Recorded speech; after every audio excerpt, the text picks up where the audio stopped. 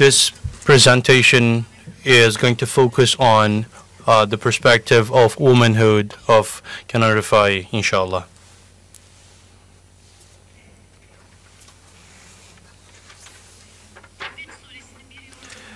In a commentary of Tebet, Simnani writes that the kindling of the hellfire of the continually cursed Abu Lahab is carried by wife, and this represents the ego's base desires. And circling around the Kaaba, there are obstacles to it. So Abu Lahab was, he had put bushes around the Kaaba to prevent Prophet Muhammad from circulating. Ghazali compares this world to a cunning, insidious, and man-deceiving woman, an arrogant, beautiful woman on the outside, but on the inside, she's ugly, a scornful old woman. With these examples, Ibn Arabi reminds us that the first individuality, the first intrinsic manifestation, he uses the word zat as a female word, and it sometimes taking into account the femininity of the zat, he says, I can use the femininity of a feminine word for zat. So they are both, the both words are zat and sifat attributed to God. They are actually feminine words. And the metaphors goes between the best and the worst, and the woman is sometimes the perfected individual, sometimes the transcendence, sometimes the love, and these are all created as mirror images of the Creator. In a hadith, the Creator says, I was a hidden treasure, so I wanted to be known. So he created the universe to see his own beauty, and the spirit of this universe is the perfected individual.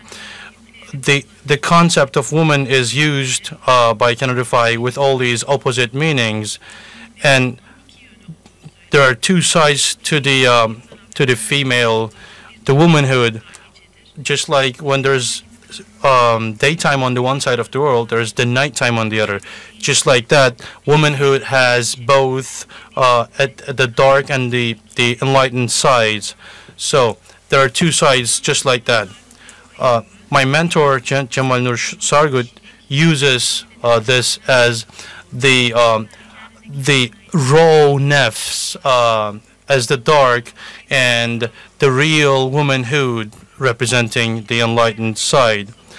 Kenan Rifai also uses this word of the concept of woman as as the concept of world as a woman. And so once a disciple of him complained about the life being a torture, and he said, no, life is a beautiful thing and it's the biggest blessing. So, and then the disciple continues that everyone is complaining about life, and then he says, okay, those who are not with the Creator, they may complain, but there's nothing better than life for those who consider themselves with Creator. The world of possibilities, this world is created as the image of the Creator, and every part of it reflects his beauty. What makes us think the world as ugly is our own nefs, and they say it's not about being hungry or almost naked. It's more about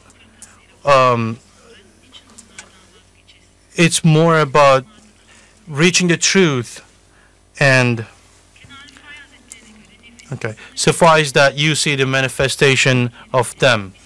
The ego to Kenan Rifai is the greatest blessing. We created you out of one living entity, and out of it created its mate. Even if Eve had not been created and man settled with woman, he would not have dove into divine manifestations. Just as Eve appeared and Adam found solace in seeing her in front of him, the celibate spirit came to the heart and birthed the ego through matrimony. and the spirit becomes subject of ego. And just like everything, the essence of nefs is also the creator. And when the human is perfected, of course, he would have respect for the female. But when he is ignorant, of course, he would dominate the female.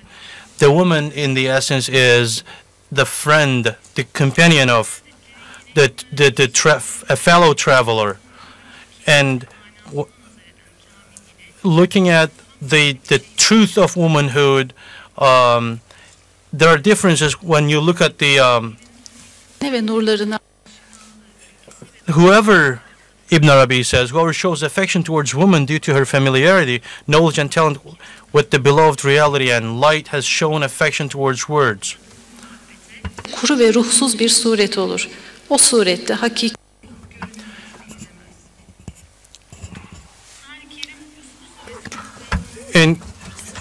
In Surah Al-Yusuf, Quran talks about the love perfecting the human's ego through the person of Zulayha.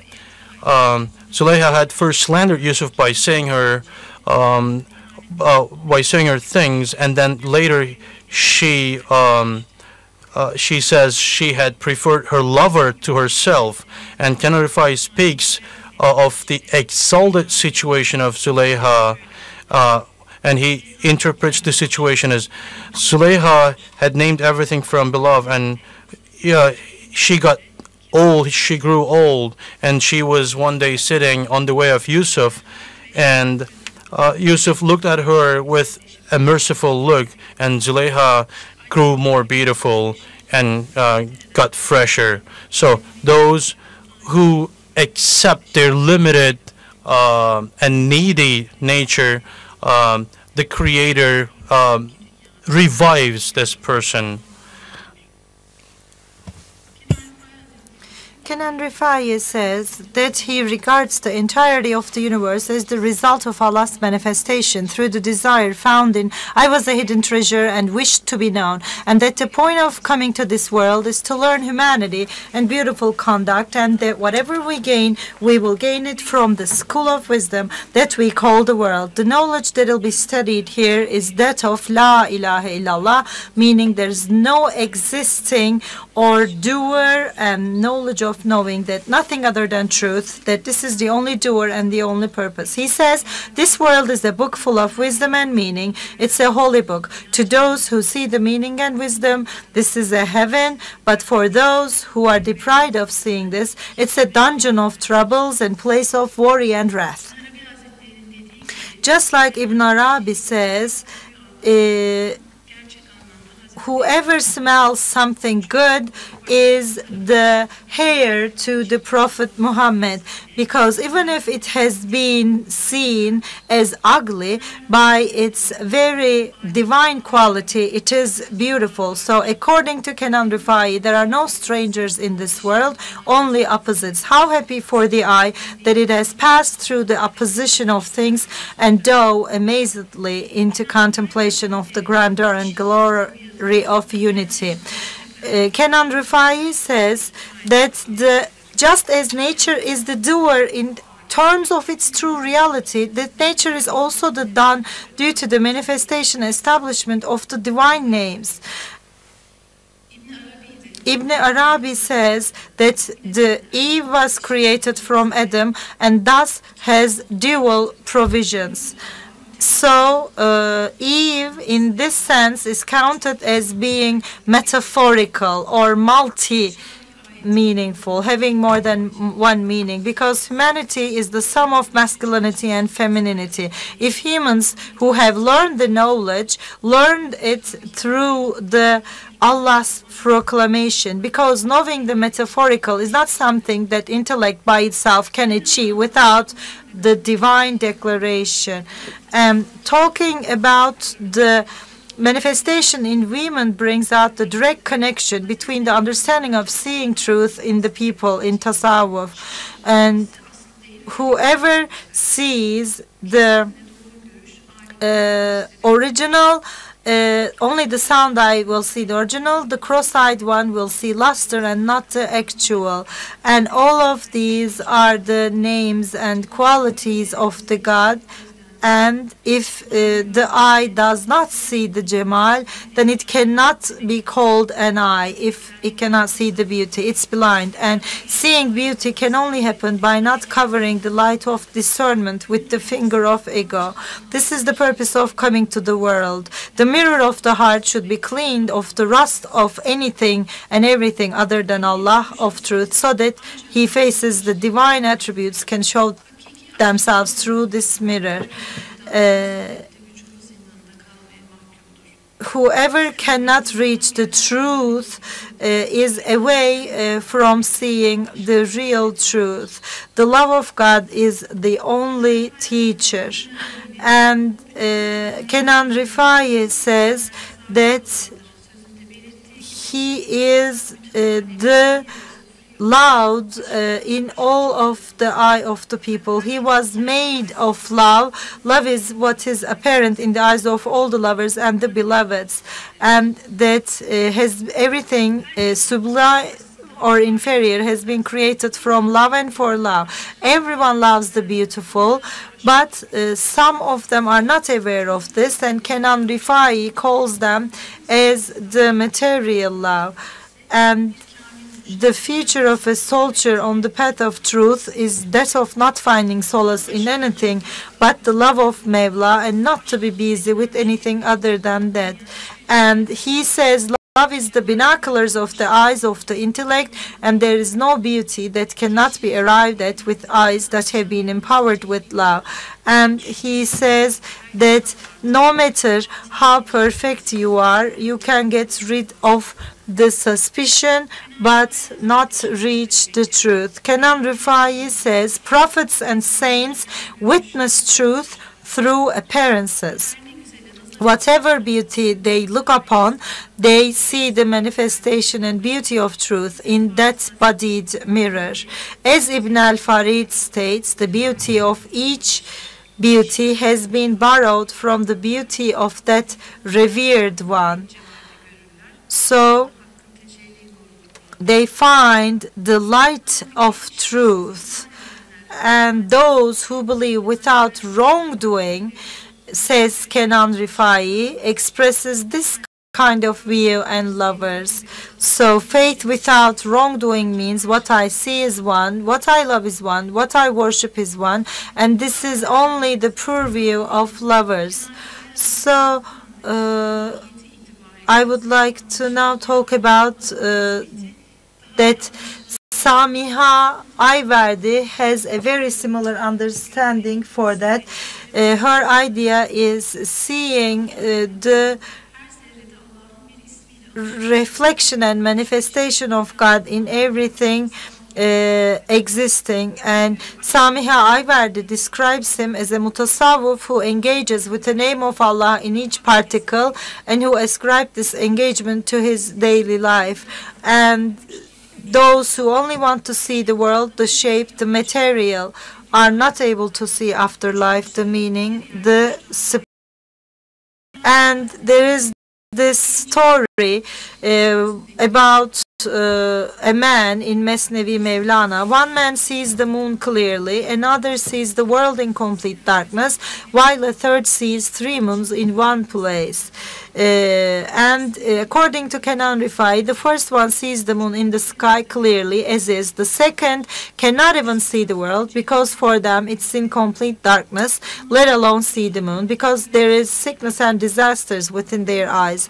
Thus they are bereft of the blessing of seeing. The third one has such sharp eyes that they are able to see the 3 moons all the same time. Ones who are of this sight are at the level of Jem el-Jem, and are those who have reached the secret of seeing Allah in 3 states at once. These 3 states of truth are essence, creator, and created. Kenan Rifai states that love, which is Allah's attribute, first manifested in women. Adam fell in love with Eve because he saw the appearance of love in her, and thus the Prophet Muhammad said, "Woman has been made lovely to me." And that is why he has fallen in love. That is why the Prophet said, woman has been made lovely to me. Just like Ibn Arabi states, before the Prophet Muhammad, no other prophet had said, the woman has been made lovely. And Kenan Rifai says that just as seeing woman as a tool to satisfy sexual joys and desires, and thus to regard her as sinful is the result of a simple and primitive mindset, regarding her as a medium or a bridge to reach the essence, the reality of the true beloved, and thus to respect her is the expression of a mature view, and it is this view that has found its perfection.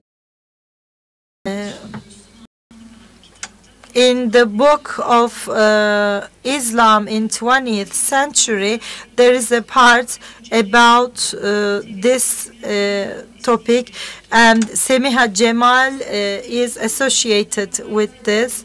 Semiha Cemal Hanım is not the only woman that she has taught and trained, and the woman is a more fertile ground for intellectual exchange and has a status. Kenan Rifai is that all that is created is a mirror for God's light, and that the learned people also look for that, and even the sun and the moon watch themselves in the water. Even the sun and moon look at themselves in still waters. Is it not my right to search for polished and pleasant illuminated hearts? And so Semiha Cemal had been a mirror and had been one of the most loyal disciples.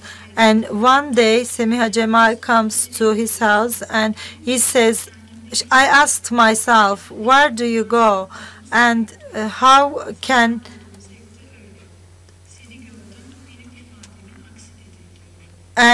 he says that I have seen you and seen you as the mirror image of myself. And this was like he showed him a tree that has been totally covered with the ivy leaves, and he said that this was the tree of love. And in that field of love, love of pleasure, I exist from all that is in reality, and whoever loves love could come. And Semiha Cemal says, you don't belong to air, fire, earth, or water, and you are not an object, he says. And the lovers of God are not objects, and the women looked at Joseph, Yusuf, and by that sign actually they were telling about their own states, because they said Safa is not a quality of the human. Safa is the quality of the lover. Pleasure is not the attribute of the mortals. Pleasure is the attribute of lovers. They are sun without clouds. That is why it's called a spirit that took up form, or form that became spirit. According to Kenan Rifai, pleasure is a high station for those of reality. It is the level of those who see nothing but truth in all that exists. But Semiha Cemal wrote in one of her essays, is there anything more marvelous than there being a feeling that does not look anything like truth or reality in a human? Is there still a smell of existence in me? While both stone and iron burn whenever, why am I still in this state? If those created who have been bestowed with the most blessings and yet are least deserving of these, but still have not been able to erase their existence, they are more wretched than anything else. Their greatest wretchedness is their ego in the divine power that covers my ears, eyes, all of my pores, my form and my spirit. And Kenan Rifai says to Semiha Cemal, I have one pleasure, and that is to teach you wisdom. If wine is poured into a jug with a hole, it trickles and ends. I'm not pouring these beautiful things into a broken jug. I am filling up your illuminated heart. You can rise up from under this burden with love. Only love, always love. Semiha Cemal asks, what should I do in response? He replies, I do not ask for much from you. Just know to throw your ego into the bag. Do not be of those who are full after one sip. The Prophet of Allah said, O Allah, we could not know your feats in the manner they deserved. So you also never stop. Keep going forward. Love me so that I can love you too. But understand well what this love me means. Love me means to love all that I love, all humans, love and Allah. Thank you very much to Miss Dilek.